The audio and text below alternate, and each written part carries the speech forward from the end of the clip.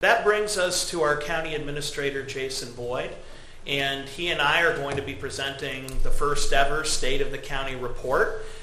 This summer, the commissioners unanimously voted to start a new tradition where every September or October each year, we're going to be giving a State of the County so that we can have more transparency and make sure that residents have a full view of the challenges that their county faces, but also the great accomplishments that we've enjoyed together. So this is the first ever. Jason and I are going to be doing our best to highlight all the important work of the county. And I want to begin with a thank you to my colleagues on the Board of Commissioners, Commissioner Regovich, as well as Commissioner Hamercheck. If either of you would like to say a few words as we go forward, now is your opportunity. I would just like to thank Jason and all the staff for putting their time into this. I know Jason takes his stuff very serious and has been practicing as well as summer, so I'm looking forward to it. Let's get started.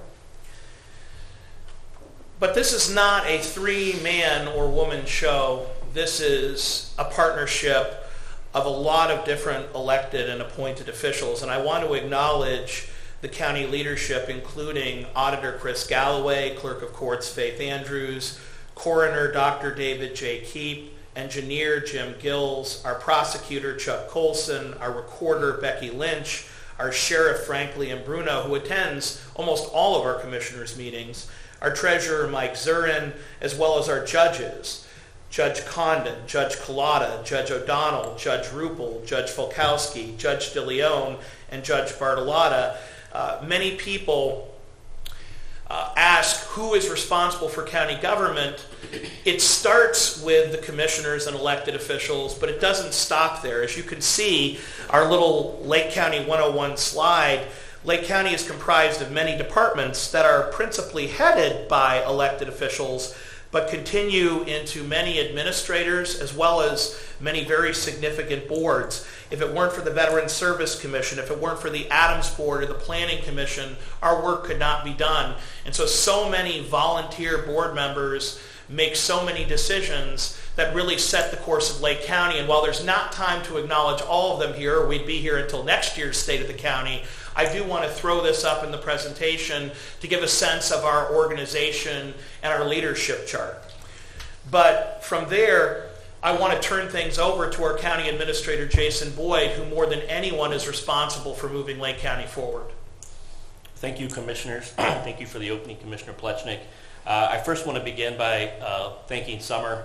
Summer and I have been getting together every Thursday for the past few weeks, putting this slide deck together. Thanks to the department heads for providing some context, and thanks to my coworkers on floors 4 and 5. A lot of folks don't know there's 1,200 employees in this county, but directly day to day with the commissioners, about 9 of us that are in the trenches with you guys, 10 of us every day. So I want to thank the folks on 4 and 5 for their support putting this together. This presentation will be available on the commissioner's website in a PDF format after the presentation. I've been with the county 24 years and change.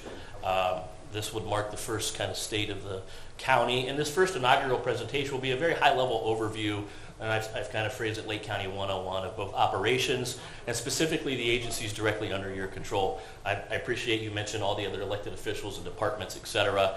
But today I'll focus on the 11 department heads that directly report to the commissioner and a brief profile of what they do. So I'm going to get into it with a little, and some folks may have seen these slides, but I like to break it down to basics as far as Lake County 101 and just kind of our geographic position in the region. We have 23 communities here in Lake County, 9 cities, 9 villages, and 5 townships, approximately 30 miles east of downtown Cleveland from here at the county seat in Paynesville. Lake County was established in 1860. Originally bordering Cuyahoga, Geauga counties, and we've grown to a population in the 2020 census to 232,000 folks, which I would argue is probably a titch low. We all have to remember that the Census 2020 count, Commissioner Hamercheck was involved, was during the heart of COVID. So I think we probably had some difficulties not only in Lake County but elsewhere on getting a true count. We have approximately 30 miles of lakefront, depending on how the crow flies, and we'll talk about that a bit. 2 major east to west transportation corridors with SR2, Interstate 90, major rail corridors. A tremendous amount of commerce goes through Lake County on a daily basis that folks probably aren't aware of. 2 major river corridors, notably the Grand Hare in Paynesville and the world-class fisheries that's quickly becoming in support of our ecotourism region. World-class recreation, our Lake Metro parks, the Kirtland Temple, Holden Arboretum, just to name a few, are amenities that all of Lake County should be proud of. It goes without saying, we have a very significant economic base. Manufacturing, retail, the city of Mentor continues to be a driver in both those sectors, the city of Willoughby and so on. As you migrate out east, our nursery industry is still very, very strong, as well as our emerging and continuing to grow ecotourism and viticulture / winery industry in the eastern portions of the county that continue to bring in significant folks from beyond Lake County. We're into the Pittsburgh market, the Columbus markets, and so on. We see that every day in our bed tax receipts. We continue to have very strong bed tax receipts, notably on the eastern end of the county. And I'd be remiss in this 101 slide if I didn't talk about our educational institutions, both public and private, schools, Lakeland Community College, Lake Erie College, Auburn Career Center, and so on. So where are we at demographically in relationship to one another? We are the 11th biggest county population-wise in Ohio, yet we're the smallest geographically. From 2010 to 2020, 33 counties had exhibited population growth out of the 88, and we were 16th. We added about 2,600 folks from 2010 to 2020, which may not sound like a lot, but it is in a region, the Northeast Ohio region, which has seen mostly a shift from community to community, county to county, but we had a net surplus, which is a positive takeaway when you're looking at the demographics for Lake County. We have a wide range of population to Village of Lakeline with 216 residents, to the city of Mentor that typically ranges around 50,000 residents. That's a significant range of populations here in Lake County. These next few charts I'm going to go through relatively quickly. These show population changes of the villages from 1970 to 2020. Those with a red star, that would be Kirtland Hills, Waite Hill, North Perry Village, and Madison. Yielded an increase in population from 2010 to 2020. I would also argue that Fairport Harbor and Perry Village, just due to housing starts, probably also exhibited growth in that 10-year time frame, but it's just not reflected in the census data. Moving along to our townships, same thing. Concord, Paynesville, and the data set that's published exhibited growth, but there's no doubt in my mind that probably all 5 of our townships, based on building permit data, and I'll note on that, exhibited growth from 2010 to 2020. And finally, our cities. We have 9 cities. You'll see that 6 out of our 9 cities exhibited population growth from 2010 to 2020. Some good news. I think Wickliffe is undercounted in here as well as the city of Eastlake. We talk about the growth in the east end of the county. I think there's some positive takeaways that the Willoughbys and Willowicks on the west end continue to show growth, and kudos to those leaders. You're starting to see some infill residential development in the city of Eastlake, the city of Willoughby, because there's just not a lot of greenfield areas, taking advantage of the Lake County Land Bank and those resources and redevelop in some of our post-World War II communities. Next few slides, I go back to my planning days. This is a 1965 comprehensive plan map. And in brief, the yellow shows residential of some nature. This was what they anticipated Lake County looking like in 1965, heading into the year 2000. The dark blues that you see are heavy industry and manufacturing. I don't know if I have a cursor here, and if folks on YouTube can see this. Obviously, this was the Diamond Shamrock property that they closed down in, I believe it was 1976. And you can see they had forecasted at one point in time heavy industry along what's now actually our Lake County landfill. I think we held true on this hatched blue area through the heart of the county. The Tyler Boulevard corridor is screaming right there with the hatched blue, our manufacturing base, and then heading into the city of Willoughby, Wickliffe, and Willowick. So this is what the 1965 vision looked like for the county. This was a map I made. I didn't date this, shame on me. I think I made this map in about 2005. And this was a land use representation of actual use. So the yellows, I don't know, almost darn near whites, are single-family residential. The blues still hold true. Today you can see these blue along Route 2. That's our manufacturing base. If you look hard enough, the red is commercial and retail. So you can clearly pick out transportation corridors. Traversing the county, the State Route 20, all the way through. Without a road on there, you can just see by land use, all that red is our retail commercial corridors. here throughout Lake County. And once again, in the mid-2000s, a clear use of open space, ag, and forestry in the eastern portions of Lake County. I'm going to thank, I don't know if Caroline from GIS made this map for me a couple weeks ago. This is a current day snapshot of our land use using Auditor Galloway's land classification codes. We have approximately 45% of our property to date that is classified by the auditor's office as residential, about 10% commercial, 5% industrial, and you'll see still quite a bit of agricultural or open space that's represented in the green here. So I think you reflect from the 60s up until to date that forecast has held true. The one difference, and I'll get to it here shortly, is in 1965 they called for about 350,000 folks in Lake County as they were coming off the post-World War II growth trajectories, which was enormous. And so as I noted in a previous slide, today we're at about 232,000 residents.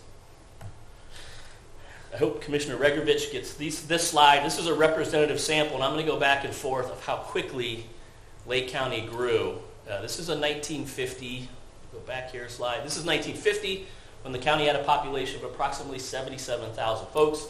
The war has ended. Our soldiers are coming home. And then by 1970, this is the growth rate that we exhibited in western Lake County.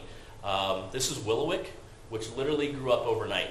It's probably hard to see on this screen. So from 1950 to 1970, Lake County we got to 150,000 residents. And that's simply because of the post-World War II boom and that migration from the downtown core of Cleveland, Euclid, Collinwood, making their way to the W's, East Lake, and so on. This next map's a bit difficult to read. This is a year-built house map. The areas in green, if you look hard enough, are homes in the early 1900s.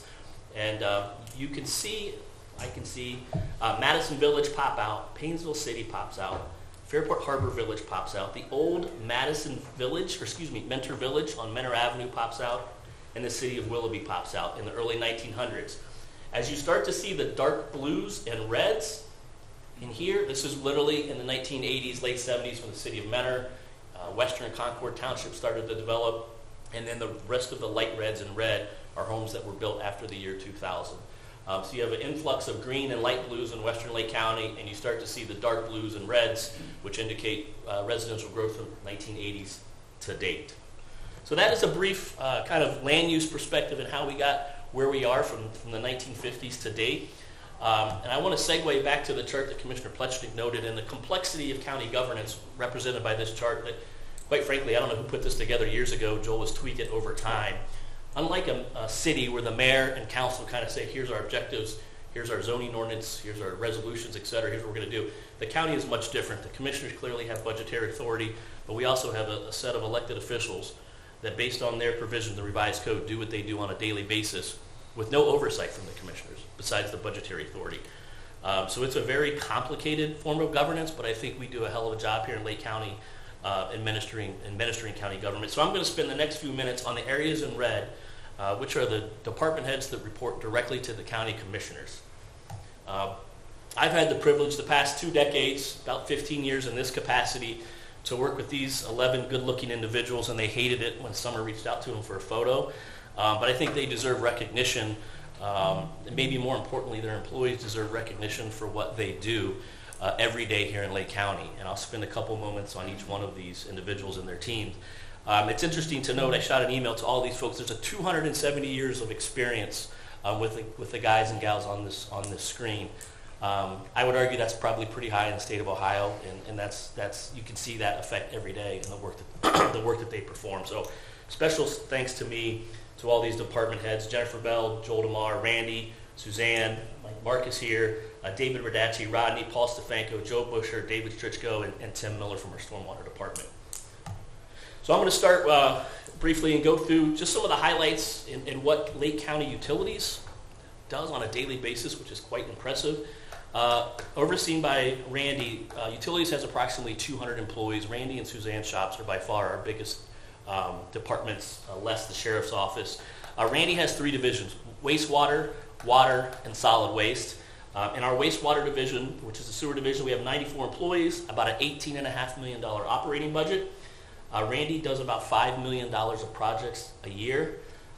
We have the ability to treat 26 million gallons of wastewater per day, not only on the sewer side, But on the water side, the public drinking water side, Randy has educated me over the years that the commissioners in the early 80s made an investment to provide safe, clean water and sanitation for future growth in the county. And when you talk to Randy and his team, we have capacity, significant capacity, in both wastewater and water to handle that growth for the long term. The chart in front of you is just a number of sanitary sewer permits issued each year. The takeaway from 2011 to last year is a positive trend line, which means people are pulling sanitary sewer permits, which means there's development going on here in Lake County.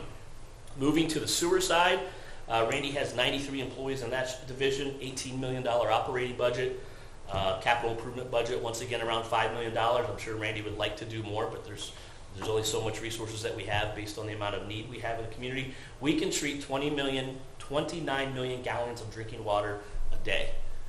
Right now, as you see on this chart, in 2023, we average just below 10 million gallons of water per day.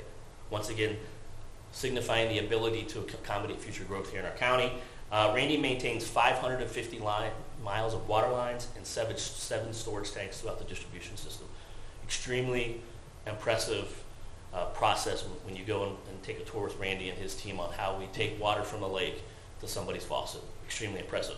So much so, my stat of the day is that a gallon of water, all in cost, to buy from Lake County Department of Utilities water is 67 cents.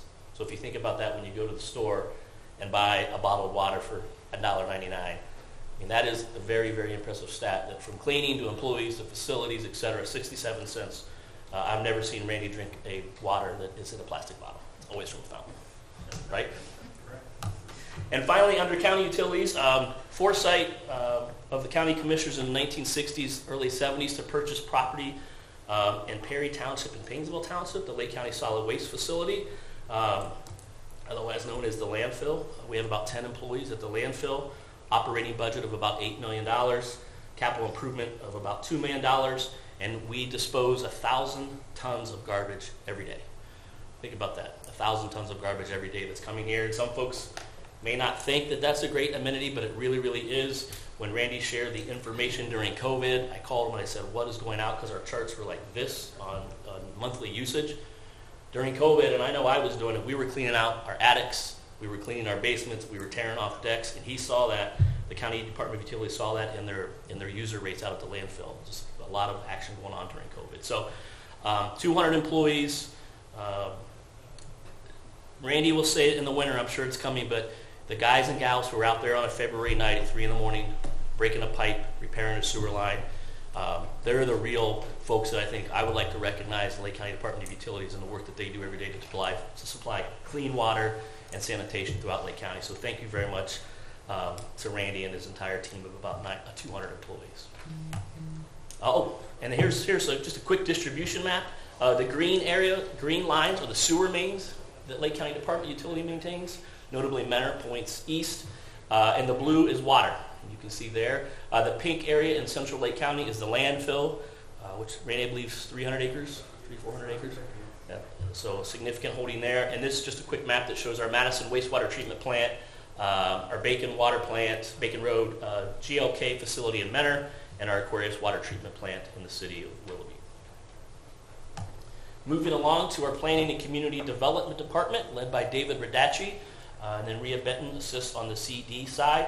Planning Commission was created in 1957, a creature of statute. During the same time that I came over to be the county administrator, we consolidated the Planning Commission and the Federal Grants Office to form what is known today as the Planning and Community Development Department. Amongst the two divisions, they have about 6 full-time employees. On the planning side, David is responsible for all the subdivision and zoning activity in the unincorporated areas of Lake County, which are our 5 townships. Dave spends a lot of time working on census information, GIS mapping, and is also responsible for issuing addresses for 4 townships and various villages in the county. Dave and his team will be the lead agency in the Lake County Comprehensive Plan. We'll push an RFP out here in the coming weeks, so we're really looking forward to that. On the other side of the planning and community development is the action items under the responsibility of Rhea Benton. This is traditionally what we know as Community Development Block Grant, the home program, and most recently some of the ARPA funds that have come through Lake County, emergency rental assistance, and so on.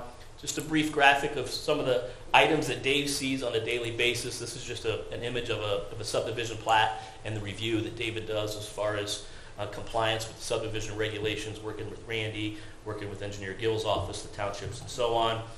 This is what the plan looks like in paper. This is what happens when it's recorded. This is just an image of a plat on a subdivision here in Lake County. These next couple slides show the beneficiaries and impact of the CDBG, home programs, etc. Approximately $1.6 million was invested via the commissioners into the community last year on housing, public facilities, and public services. So our Project Hope, our Forbes House, our great nonprofits, they're the beneficiaries of a significant amount of these dollars. You can see here on this slide the area in pink, 23,000 beneficiaries, number of people who received a public service in 2022. CDBG activities, 28,000 individuals who are a benefactor of public facilities and improvements throughout Lake County. So David and Rhea and their team do a great job of getting that $1.5 million, $1.6 million each year out to the community from Madison to Willowwick. A couple quick success stories of what minor investments can yield in the community. This was a $22,000 investment at Willow Praise Church in the city of Willowwick. Right there on Vine Street, notably during the COVID and their need for a freezer. That project came to the commissioner's office. Commissioners and Rhea worked to get that done, and that's been a tremendous success in Western Lake County. And I don't know if there's a better CDBG project than the Miracle Field in the city of Eastlake a few years ago under Mayor Morley and his vision. Total cost of $1.3 million. And the commissioners via the CDBG funds allocated about $200,000 to this project. So thanks to David. David and I kind of came up through the ranks together, so he and his team do a great job staying ahead of the development trends throughout Lake County. Moving along to our Stormwater Management Department. Stormwater Management is overseen by Tim Miller. Tim has 4 employees, 1 part-time employee. Stormwater Management came from some federal regulations in the early 2000s. The department was formalized in 2003. To date, the Stormwater Management Department has completed about $37 million of projects throughout 17 member communities.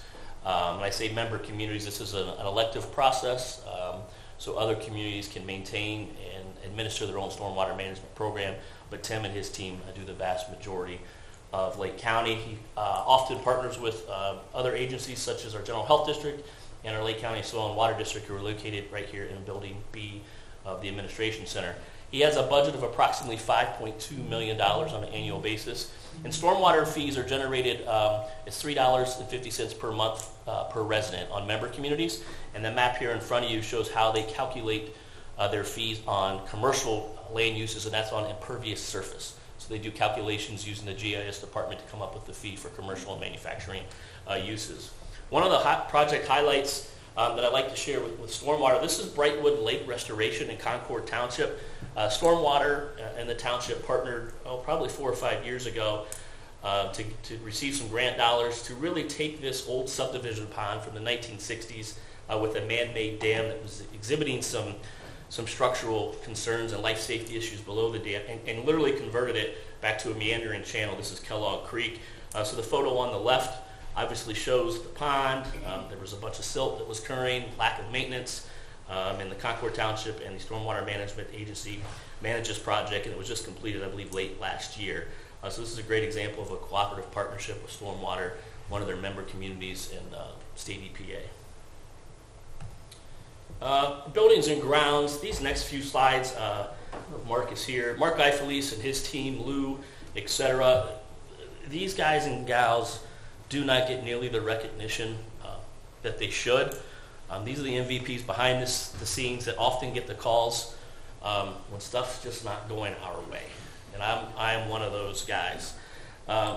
Mark has 45 staff members. I think it's important to note that not too long ago, 10 years, they had about 90 employees. And for various reasons, that staff load was reduced, and they have not missed a beat. And that's credit to the leadership and the hard work of our laborers, our tradesmen, our custodians, etc. B&G is responsible for 23 buildings at 718,000 square feet. To put that in perspective, that is the size, it's larger than 3 super Walmarts. So when we call and we have an issue from it's too hot or it's too cold or a leaky roof, I would just kindly remind all of our department heads and elected officials that these 45 people are responsible for the equivalent of 3 Super Walmarts on maintaining. That's a very impressive figure, and I want to thank Mark and his folks for what they do every day. He has a budget of about $3.2 million. He also runs our central purchasing, where we can buy products in bulk and get a little bit better price. And we still have a county mailroom that a lot of folks don't know about, that Mark and his team run that on a day-to-day basis. A couple of the projects, the B&G is completed. Folks, just behind the courthouse, the photo on the right, we are completely replacing our HVAC, heating and cooling in our courts. This is the main courthouse, probate court, and juvenile court. That's about a $7 million project that we're using $5 million worth of ARPA. Just countless renovation projects. We have one going on right now here on the 5th floor that Mark's guys are self-performing. Lou kind of project managed the 41 East Erie Street renovation, which is where Prosecutor Colson has some employees now, which is a huge savings for us, as opposed to hiring outside engineering consultants. Mark has spent a lot of time at the fairground roof replacement this past year and helped manage that with the fair board. Our Park Road facility with the Board of Elections. Just I could go on and on about the number of projects that Mark and his team are responsible for on a daily basis. So thanks to Mark and our B&G employees for all that they do. Telecommunication, similar to B&G, responsible for many things that you don't know about until they're not working, and that's very rare. But Paul's 9 employees, or actually about 12 or 13 employees, are responsible for over 2,000 phones, 850 cameras, all of our access control, and this is all new within the past probably 5 years. In addition to county offices, our telecom department offers services to 2 cities, 2 townships, and a village. And they, along with the county sheriff's office, are responsible for maintenance at the 911 center. So when there's something going wrong there, which is priorities 1, 2, and 3, Paul's guys are responding to make sure that our 911 services are up and running, as Paul likes to call 99 and 5 nines effective. So 99.999% of the time we have to keep those things up and running.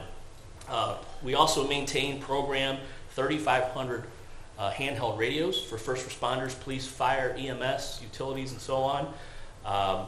We have 12 consoles at the dispatch center. We have 5 radio towers and 30 microwave hops, meaning information from A to B over the air. We are also Zone 2 for MARCS, the statewide communication system, which is a huge benefit. Shout out to Paul for creating that relationship years ago and the benefits that creates for us.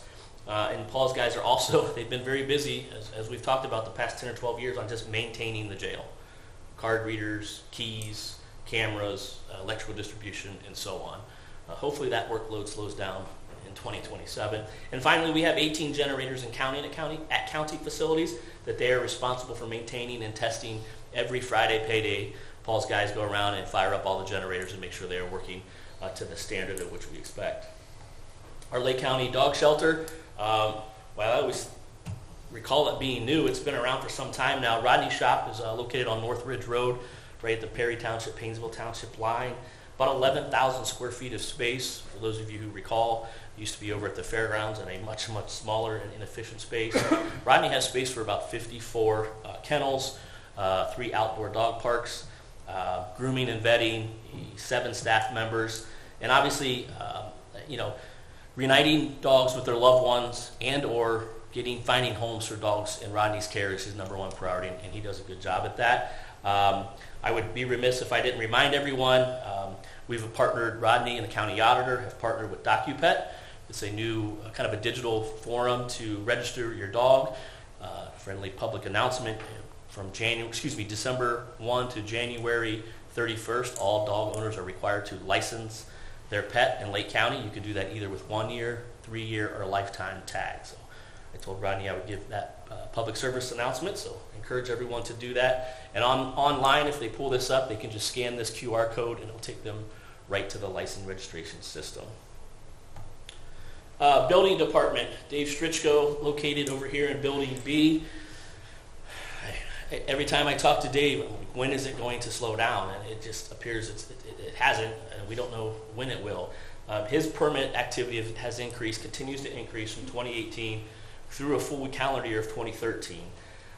Dave's got 12 employees, and quite frankly, could probably use more, but do a great job based on the budget that he has.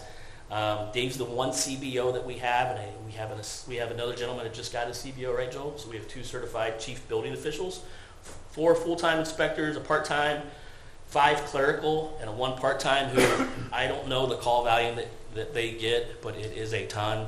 So thanks to the clerical staff who are taking just the dozens and dozens of calls there on a daily basis, trying to be responsive to our individual homeowners who are doing a deck, or our large home builders or commercial builders. Dave does a great job trying to turn around permits in a very timely manner. He's always below the state mandated. I think we have 30 days. I think Dave averages around 2 weeks or so to turn around building permits, which I know is viewed very favorably amongst the development community. His team does about 45 to 50 inspections a day, 5 to 6 site plans, permits, commercial plan reviews. Oh, there it is, about 100 calls a day in the department, and those calls start right at 8 a.m. They range from, his inspections range from commercial, which you'll see here, obviously all the residential. This is a large manufacturing facility out in Madison Village. And this is just a telling slide. From 2018, we issued 3,085 permits. Last year, 2023, we issued almost 5,000 permits here throughout Lake County. Dave does not inspect for the entire county. The townships, the city of Willowick, the city of Painesville, the city of Willoughby Hills, we all enforce the state building code of Ohio. Some communities prefer to have their own building department, and that's fine. The city of Benner, city of Willoughby, and so on. But Dave's shop does a great job, and I'm looking forward to having our building officials and inspectors being the primary eyes and ears on the ground on the jail project. If there is an issue, Dave and his team will jump right there and help Gilbane and the team work through whatever issue that may come forward. Senior services, and I'm almost done here, everybody. This continues to be a very difficult discipline, personally for me, because of the need in our community. Our senior levy is managed by Aaliyah, who's done a great job of managing the funds and trying to make sure that these funds are directed in a very cost-effective way that meet the most vulnerable seniors here in Lake County. We also have a senior task force that provides guidance and recommendations to both Aaliyah and the commissioners, so we thank them for their service. In addition to our long-standing partnerships with our senior centers and Council on Aging, Aaliyah, Kristen Kane, the panel, and the commissioners have also expanded our funding opportunities for things that traditionally have not been funded, including home repair, an adult protective services division through Suzanne's shop, which I remember when Mr. Badiato was still here, was woefully underfunded.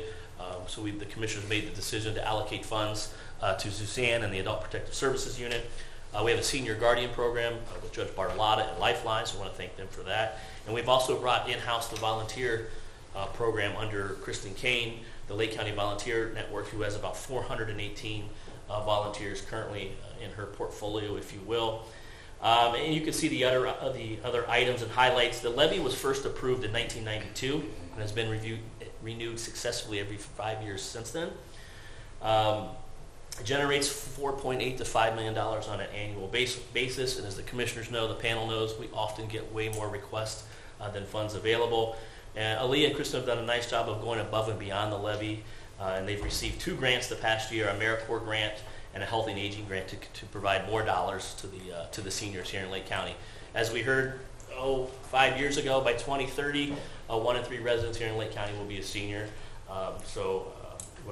Leah and Kristen will continue to do a great job trying to get those dollars where they need to be in an efficient manner, because we know that need is not going to go away. Mr. Boyd, yeah. If I could just add, somewhat historically this year, the commissioners voted to expand the senior advisory panel from 5 to 7 members to provide even more support in the process of allocating the limited resources of the senior levy. And we certainly extend our thanks to all 7 members of the senior advisory panel, because we could not do this work without their input. Yes. We need our seniors to really be deciding where our senior dollars are spent. Sure. Thank you for adding that.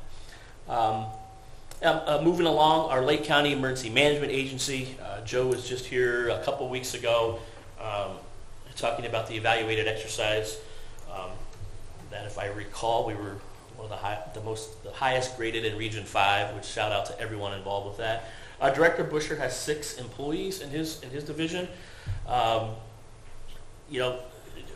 what Joe does is like your insurance policy. He's there when you need him there. And when I say he, I mean his entire team, which includes the dispatch center, the sheriff's office, etc. Daily he focuses on local preparedness. And I can't tell you how often, unfortunately, we've had to use that in my tenure, from train derailments to floods.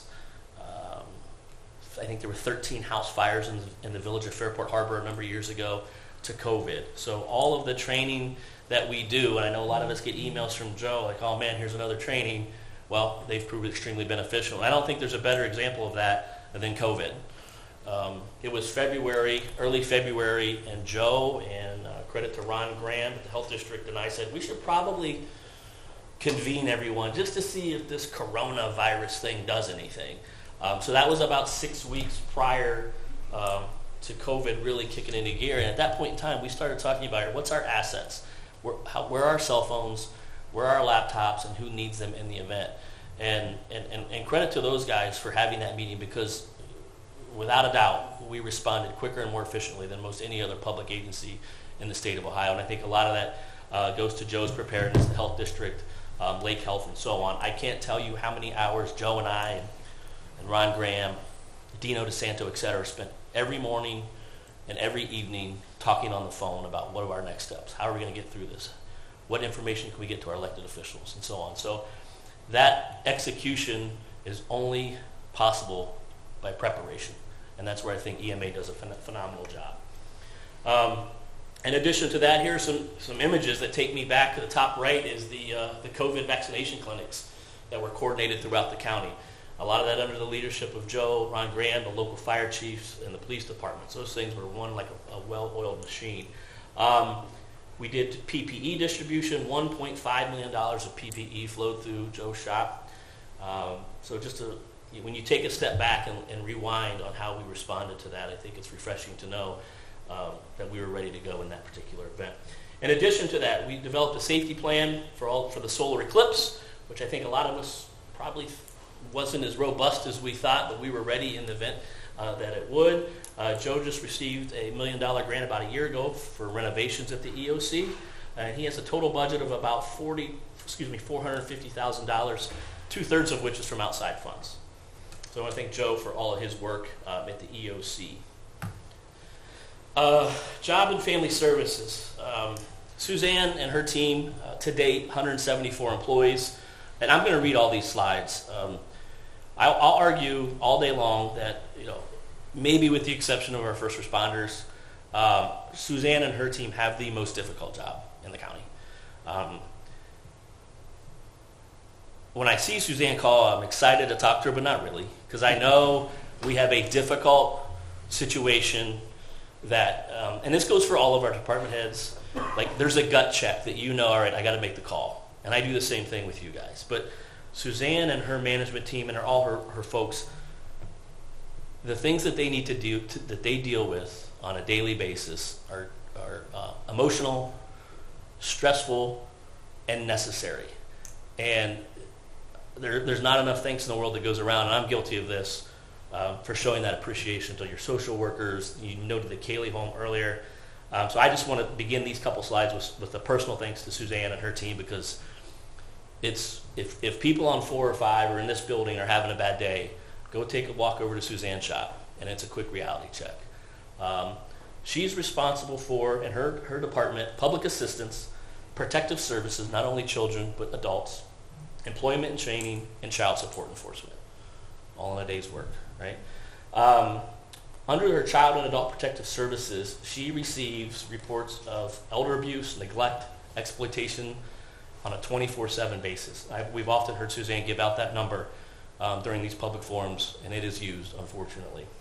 In 2023, she managed 200 children's services and 60 adult protective services cases. She had 5,000 calls, which led to 2,000 investigations and 115 kiddos, as she would say, in our custody. We have a phenomenal Kaylee home that she referenced, a 16-bed facility. And the Children and Adult Protective Services have been funded by a levy since 1968.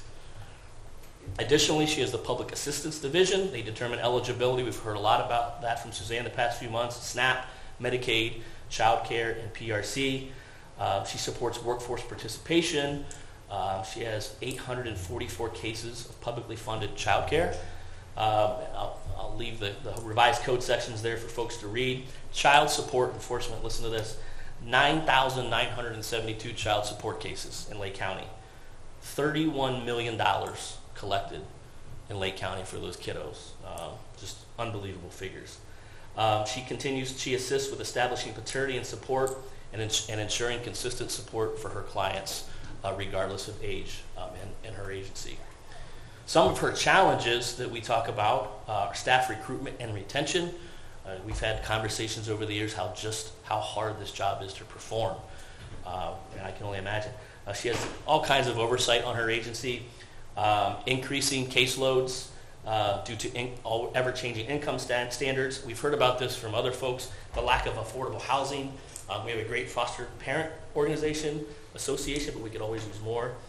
And then the behavioral health issues that we see throughout our county, but it also is exhibited with our children and the need for facilities with those children who exhibit those challenges. So just in those 3 or 4 slides, I could go on and on about the work that the JFS team does, those 174 employees, and just thank you, Suzanne, for all the work that goes into that agency across the street.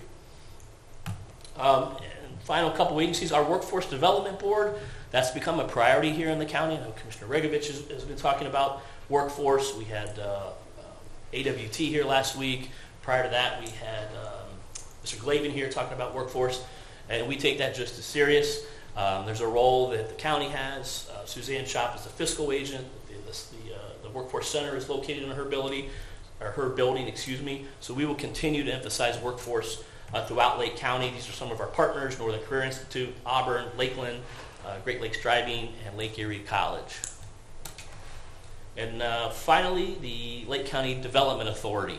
The LDA, under the leadership of their board, which is appointed by the commissioners, and the city of Mentor have a few seats, they are essentially our economic development department for Lake County. Patrick has been on board, I don't even know if it's been a year yet, probably not. Does a great job with his employees. And just some quick facts here, supplied by the LDA, the Lake Development Authority. St. Louis Federal Reserve just reported a 3.5% unemployment rate, which is really good. We have about 600 manufacturers here in Lake County with 21,000 people in the workforce. Highlight of some of our larger employers, University Hospitals, Lubrizol, Steris, and some of their work to date have created 2,100 new jobs and 6,600 jobs retained. I think that's important to note that a lot of folks you hear about are trying to gain jobs. It's just as important to retain jobs here in Lake County.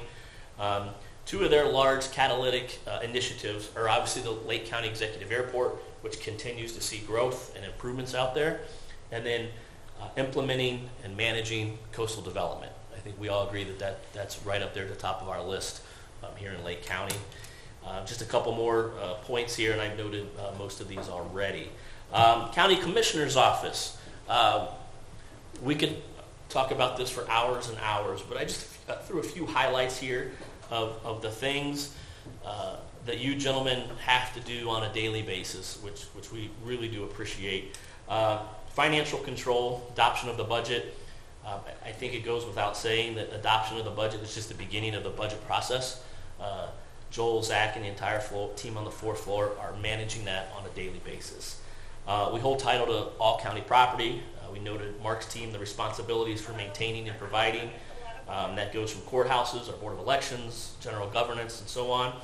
And as Commissioner Plesnik showed that matrix, I don't recall how many boards and commissions you have the responsibility for appointing. I think it's well over a dozen, probably, Jen, at least. 50. So they appoint 50 boards and commissions. That's pretty impressive. I think the most important takeaway on this slide is the commissioners' effort and their guidance to me and others is to work cooperatively with all of our other county elected officials. It just makes life so much darn easier when we can pick up the phone and as we can and call the county auditor or county treasurer and get through whatever the business of the day is. Obviously, the budgeting process I noted. I'm just going to give some highlights here. In 2024, revenues continue to look strong. Obviously, we're in Q4. Our primary revenue stream, and I've got some charts, is a 1% sales tax. Other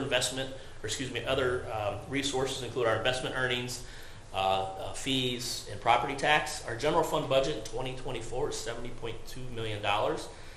We continue to have a stable sales tax revenue coming in. I have a chart on that. Interest rates continue to be above average, and we're thankful for that, and we continue to allocate those dollars to the Sheriff's Office project. I think it's important to note public safety, law enforcement, et cetera, judicial system represents 65% of the county's budget. 65% is the public safety. And then our outside general fund, Randy's World, et cetera, $349 million. These are enterprise funds, water, wastewater, and solid waste. So as you can see, we're managing over $430 million of funds on an annual basis, which is really on a daily basis. And that management goes back to the team approach that you talked about, Commissioner. Notably, the past 6 months with the Treasurer's Office, the Investment Advisory Board, the County Auditor, and the meetings we had to work toward a collective financing goal of the public. More meetings with them, I think, Joel, that we have in the past, and they're extremely beneficial. We have a lot of talent in this campus, and I want to thank those agencies for helping us get through that process. Here's just a pie chart of our revenues. Obviously, the green shows the sales tax and the significant amount that represents, followed by investment earnings in 2024, and then we have property taxes and so on. This is our general fund expenditures. The takeaway on this slide, and I noted this earlier, things hit me a little bit harder when it's visual, but the green shows 65% of our general fund cost allocated to public safety. I've been in this position for 12 years, and public safety has always been a number one priority, and I think the past 4 years with this particular board, and I think Commissioner Pletschnik can speak to that in a few slides, is we're tripling down on that commitment to public safety here in Lake County.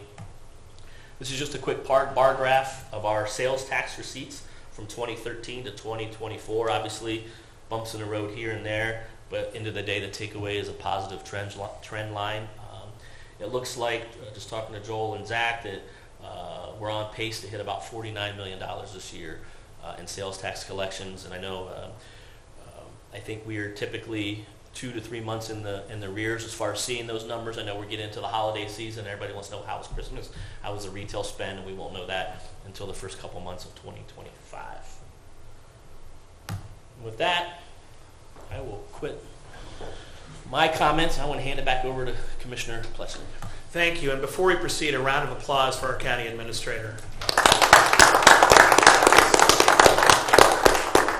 Once again, it's an honor to co-counsel this first ever State of the County report with County Administrator Jason Boyd.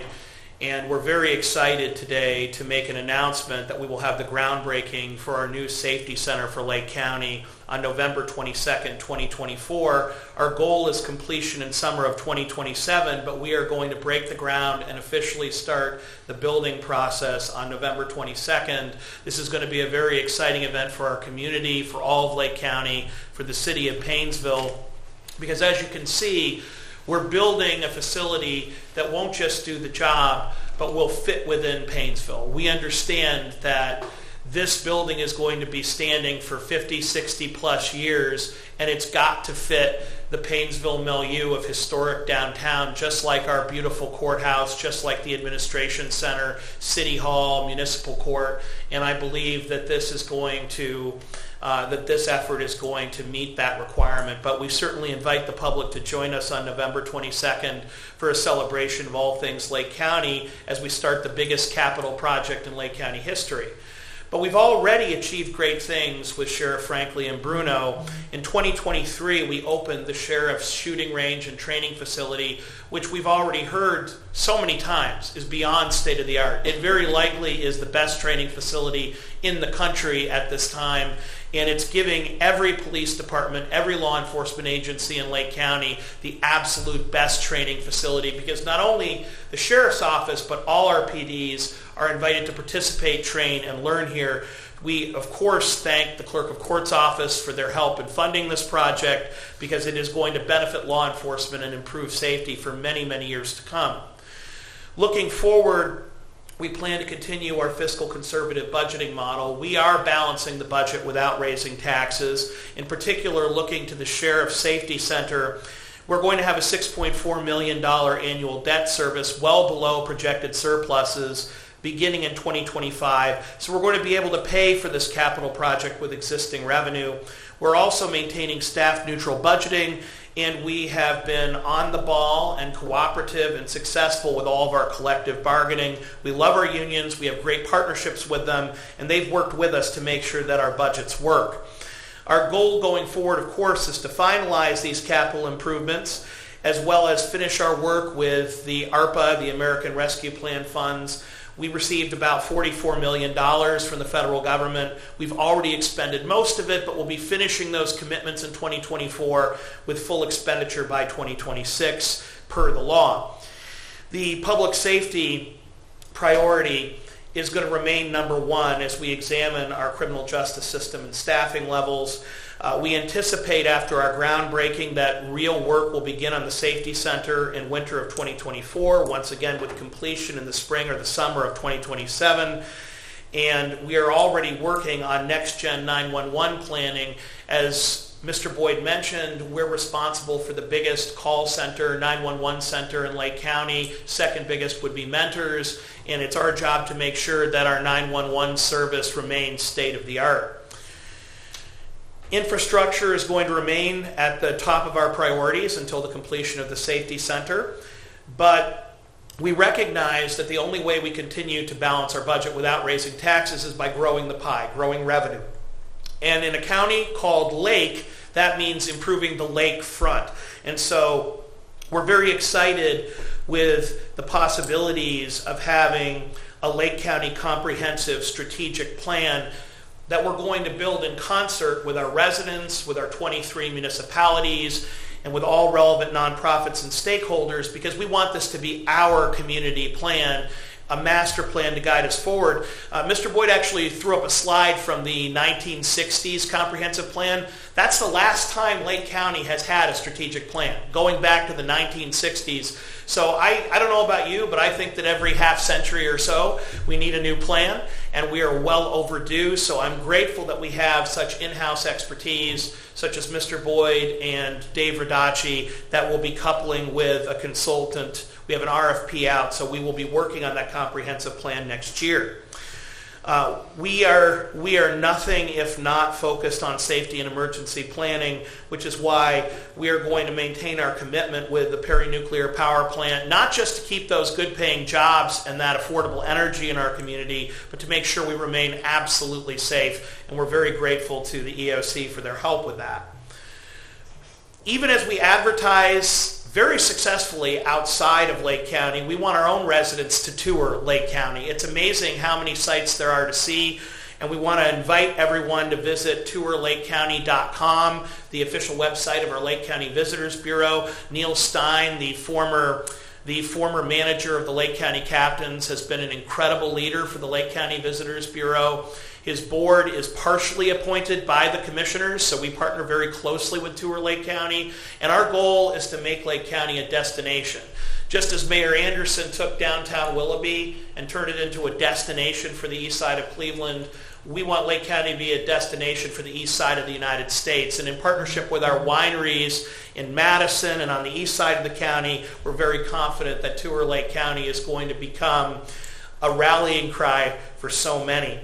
With that, I just want to thank everyone for the opportunity to share about our home and how much we care about Lake County. This is going to be the first of many, many presentations between the President of the Board of Commissioners and our County Administrator. And once again, Mr. Boyd, it was an honor to share this presentation with you, my colleagues, Commissioner Ragovich and Commissioner Hamercheck, as well as all of our elected and appointed officials, staff, and residents, because Lake County isn't just a place, it's all of us.